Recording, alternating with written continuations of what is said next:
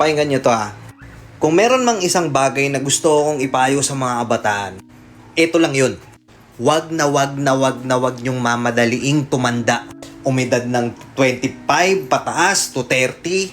Gusto nyo na maging independent sa buhay, kaya gusto nyo sana tumanda na kayo, lumaki na kayo. No. Wag nyo madaliin. Kung pwede lang bumalik sa pagkabata, ginawa ko na eh. Akala kasi ng mga bata, akala ng mga kabataan, na porket ayan na, nasa edad ka na 25 pataas, kumikita ka na, nagtatrabaho ka na, nabibili mo yung mga gusto mo, akala nila happy na. Kaya sila ngayon, uradang-urada, gusto, tumanda na kagad sila. Yun yung hindi nila naiintindihan.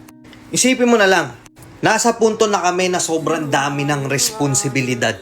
Sobrang daming obligasyon. Baka ng inang yan. Minsan gusto mo na lang mawala bigla sa mundo na parang bula tas bumalik ka na lang ulit pag okay na lahat. Pero putang ina, hindi pwede. Ano ba na-experience namin ngayon sa edad na to? Wala naman. Unti-unti mong nare-realize na yung mga magulang mo, unti-unti na rin silang tumatanda.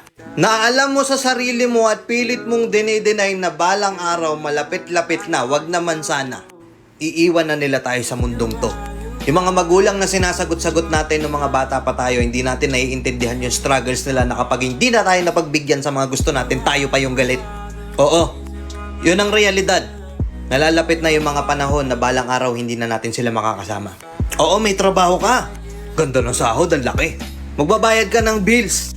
Nakaseparate ka, bayad ka upa. Bayad ka tubig, kuryente, internet, grocery, minsan nga may utang pa. Utang ina. Yung ibang tao, pangiti-ngiti lang yan.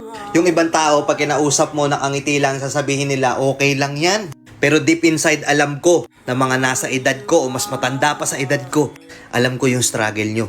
Alam kong hindi madali. Pero wala kaming magagawa. Kasi yun yung reality. Yung ibang mga kabataan nagmamadali, gusto ko nang lumaki kagad, gusto ko nang tumanda kagad. Enjoyin nyo muna yung pagiging bata nyo kasi saglit lang yan. Hindi mo mamamalayan yung mga simpleng bagay na nagpapasaya sa'yo, lalo na nung bata ka pa. Bale, wala na sa'yo ngayon yun. Na hinihiling mo ngayon na sana ganun lang din kababaw yung kaligayahan ko. Gaya nung bata pa ako. Nakuha nyo? Huwag kayong magmadali. Enjoyin nyo yung mga bagay na meron pa kayo habang bata pa kayo.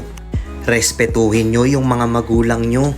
Kasi kahit magmadali man kayo o hindi, aabot kayo sa punto ng buhay na to na buwaka ng ina. Hindi ko alam kung kakayanin nyo. Yun lang. Peace out.